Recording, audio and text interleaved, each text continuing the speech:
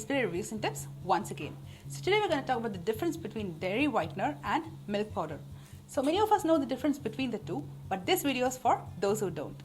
Several times while shopping at a supermarket, you will have noticed that dairy whitener and milk powder both are stacked together, and the price of dairy whitener is comparatively much lower than that of milk powder, though dairy whitener is widely used as a substitute of milk more than milk powder.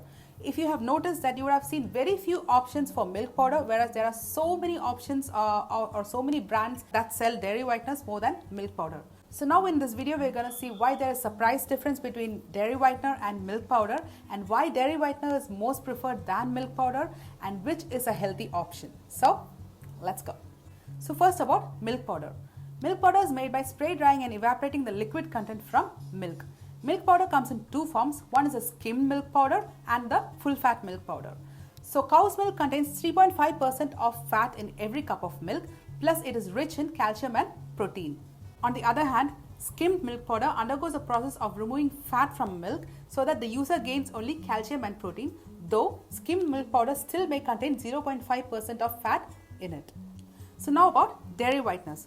Dairy whiteners, though they contain dried milk in them, they are not completely made of milk solids. Most of them contain about 20% of sugars plus additives like hydrogenated oil and carrageenan, which is a thickening agent and also acts as a preservative. Long-term use of products with carrageenan may cause problems like inflammation, bloating, and even colon cancer. So in simple words, it's not good for stomach and health. Dairy whiteners are commonly used because of its ability to dissolve into water easily, and also because of the price factor, as the price of dairy whitener is comparatively much lower than the real milk powder. So now it's up to you whether you want to choose dairy whitener or milk powder. So hope you found this video helpful, and do subscribe to my channel, and thank you for watching. See you soon with another useful video like this. Until then, bye.